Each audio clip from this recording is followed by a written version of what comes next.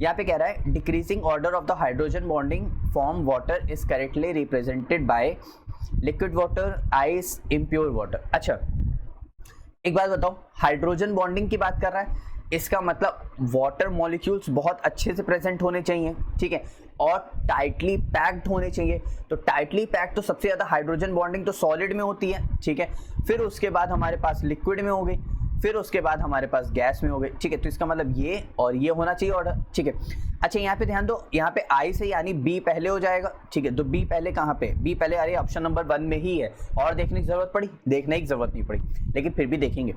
अच्छा यहाँ पे भी वाटर है, यहाँ पे वाटर, लेकिन यहाँ पे लिक्विड वाटर है, अच्छा वाटर है, और यहाँ पे इम्प्योर वाटर है, मतलब इसमें इम्प्योरिटीज आता है, इम्प्योरिटीज आता है, इसका मतलब हाइड्रोजन बॉन्डिंग को डिस्टर्ब करेगा, और जैसे ही डिस्टर्ब करेगा तो हाइड्रोजन बॉन्डिंग भी कम होगी।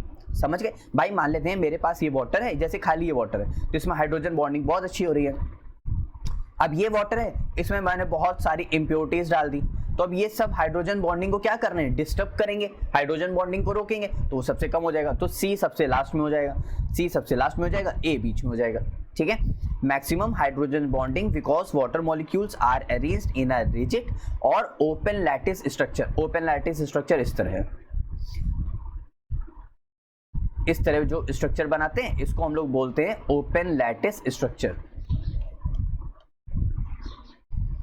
ठीक है। अच्छा उसके बाद कह रहा है हमारे पास जो लिक्विड वाटर है वो कैसा है, has less hydrogen bonding than ice because the structure is not rigid, bond form and break rapidly. मतलब वाटर है, वाटर कोई रिजिड स्ट्रक्चर तो फिक्स नहीं है, वाटर ऐसे हिलता डुलता है, तो उसकी हाइड्रोजन बॉन्डिंग भी जितनी जल्दी बनती है उतनी जल्दी टूटती रहती है।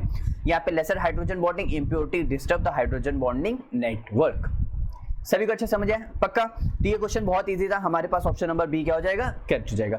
अच्छा यहाँ पे भी एक ट्रिक भी ध्यान रख लेना, वो मैंने ट्रिक लिखी हुई है, हाइड्रोजन बॉन्ड जो है वो डायरेक्टली प्रोपोर्शनल है टेम्परेचर के, मतलब जितना ज्यादा टेम्परेचर बढ़ाओगे उतनी कम हाइड्रोजन बॉन्डिंग, जितना कम टेम्परेचर उतनी ज्यादा हाइड्रोजन बॉन्डिंग। कम टेम्परेचर में वो फ्रीज में ही होने लगेगा, तो वही मेरा मतलब था कि वो सॉलिड आएगा, फिर लिक्विड, फिर गैस में आता जाएगा। तो यहाँ पे decreasing order of hydrogen bonding, is that clear?